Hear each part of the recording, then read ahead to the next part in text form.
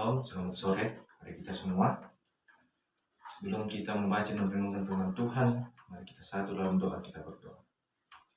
Ya Tuhan, di sore ini kami datang di dalamnya, seraya mengucap syukur segala firman-Mu dalam program kehidupan kami, khususnya sepanjang hari ini Engkau telah menuntun kami dalam menjalankan aktivitas kami.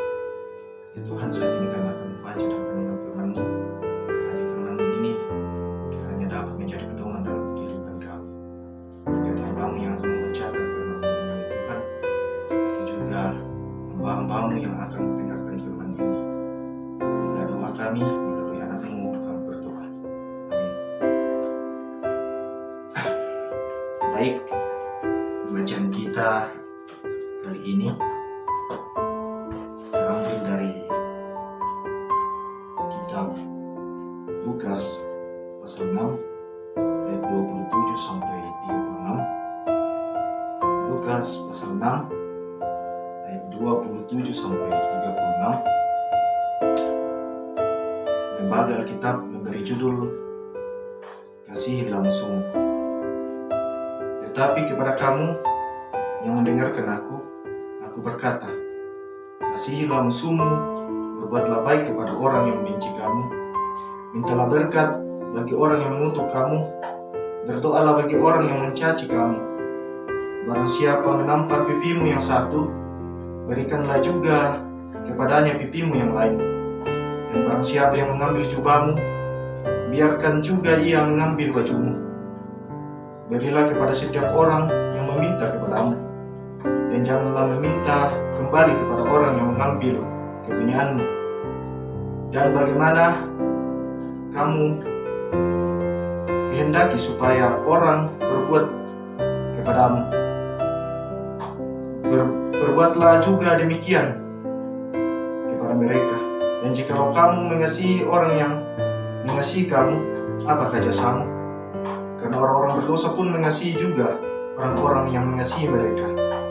Sebab jikalau kamu berbuat baik kepada orang yang berbuat baik kepada kamu, apakah jasamu? Orang-orang berdosa pun berbuat demikian. Dan jikalau kamu meminjamkan sesuatu kepada orang, karena kamu berharap akan meminta sesuatu daripadanya, apakah jasamu? Orang berdosa pun meminjamkan kepada orang-orang berdosa, supaya mereka menerima kembali sama banyak. Tetapi kamu, kasihilah musuhmu, dan berbuatlah baik kepada mereka, dan pinjamkan dengan tidak mengharapkan balasan. Maka upahmu akan besar, dan kamu akan menjadi anak-anak Allah yang maha tinggi. Sebab ia baik terhadap orang-orang yang tidak tahu berterima kasih, dan terhadap orang-orang jahat hendaklah kamu murah hati, sama seperti Bapamu adalah murah hati. Ya, dari pembacaan kita sore hari ini,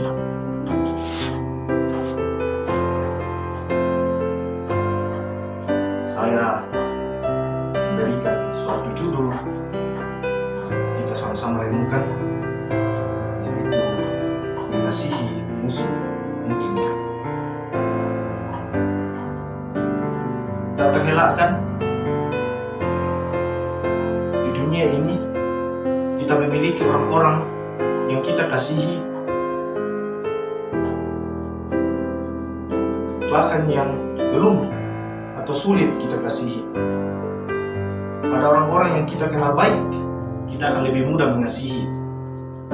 Tapi bagi orang yang belum kita kenal baik, terlebih yang membenci atau memusuhi kita pasti sulit untuk mengasihi dia.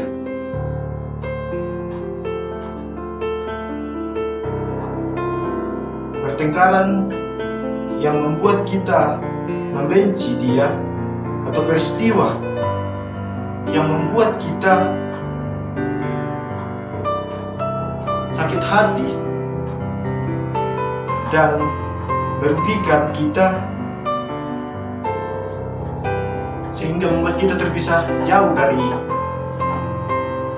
orang yang kita benci, orang yang kita musuhi. Secara alamiah kita akan acuh bahkan geram terhadap dia yang sudah melukai hati kita. Namun apa ajaran Yesus? Dalam Lukas yang kita tadi baca, yaitu Lukas 6 ayat 27 sampai 36, di mana Yesus justru menyerukan, kasihilah musuhmu, berbuatlah baik terhadap orang yang membenci kamu.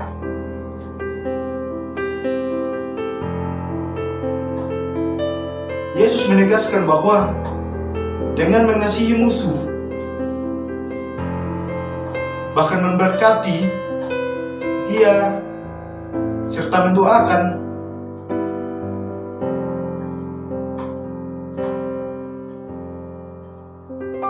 dengan begitu identitas kita sebagai anak-anak Allah menjadi nyata. Itulah yang membedakan kita dengan orang-orang yang belum mengenal Allah. Seperti Allah baik terhadap semua orang, kepada orang jahat, kepada orang baik, menerbitkan matahari kepada orang jahat dan orang baik, menurunkan hujan bagi orang jahat dan orang baik.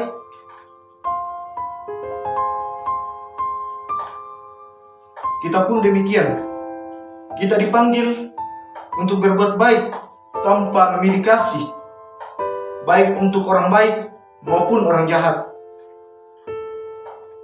Yang kita benci adalah perbuatannya, tetapi pribadinya kita selalu harus memberikan kasih,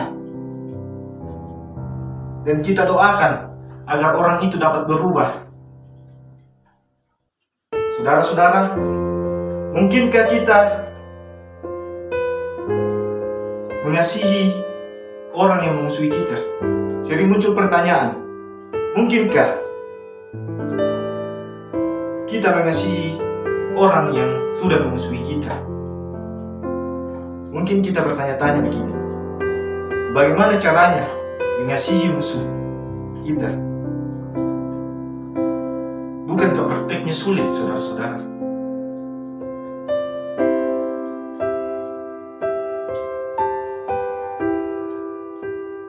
Perselisihan dan permusuhan seringkali menimbulkan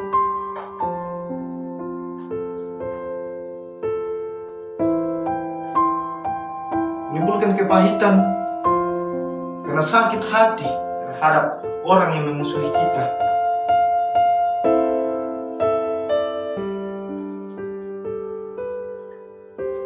Sakit hatinya luar biasa jika kita mempunyai musuh, orang yang membenci kita, orang yang menjelek-jelekkan kita. Pasti ada rasa sakit hati yang mendalam dalam diri kita. Luar biasa sakit itu, saudara. Di sini kita dapat belajar dari kisah Yusuf. Di mana dalam Kejadian 45 ayat 3 sampai 15, di mana Yusuf dipandang iri oleh saudara-saudaranya karena dianggap sebagai anak kesayangan oleh ayahnya. Dia dilemparkan ke sumur, dijual sebagai budak di Mesir. Pada saat itu dia dijual di Mesir, dia sebagai budak. Namun naas di Mesir, dia difitnah dan dipenjarakan. Jika dia mau menyimpan dendam dan kutuk terhadap saudara-saudaranya, ia bisa, saudara-saudara. Tetapi tidak, dia justru mengasihi saudara-saudaranya. Pada saat itu ia menjadi Perdana Menteri di Mesir, orang nomor 2 setelah Firaun. Dia berjumpa dengan saudara-saudaranya.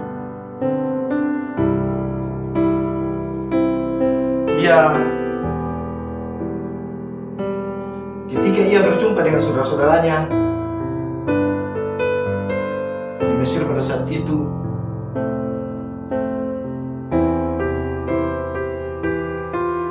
dia mendekat, dia mencium, menangis, memeluk mereka dan berkata, "Kamu menjual aku ke sini sebab untuk memelihara kehidupan. Allah menyuruh aku mendahului kamu. Bukanlah kamu yang menyuruh aku. Di sini tetapi Allah." Yusuf dapat berbuat demikian karena dia menyerahkan pandangannya kepada Allah. Segala sesuatu bisa terjadi, tetapi dia percaya bahwa tidak ada satupun rancangan terjadi di luar rancangan damai sejahtera dari Allah, dari Tuhan. Dengan demikian, ia memiliki hati yang jernih, penuh kasih dan pengampunan terhadap orang-orang atau saudara-saudaranya yang membenci dia, yang iri hati sama dia, yang melukai hatinya. Karena hati kita masih terbeban karena tingkah laku dan permusuhan, tingkah laku orang yang memusuhi kita. Mari saudara-saudara, kita memiliki kasih untuk mengasihi orang seperti Allah yang telah mengasihi kita terlebih dahulu. Mari kita mengasihi sesama kita. Tuhan terlebih dahulu sudah memberikan contoh kepada kita untuk mengasihi musuh, untuk mengasihi orang yang benci kita. Saatnya kita untuk mengasihi orang-orang yang memusuhi kita, agar kita menyatakan bahwa inilah anak-anak Tuhan. Kita menampakkan ciri khas kita sebagai orang Kristen.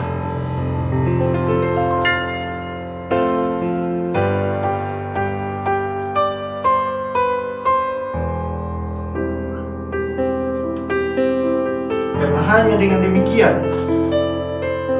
kita dapat disebut anak-anak Allah. Ya, kita harus menampakkan kasih.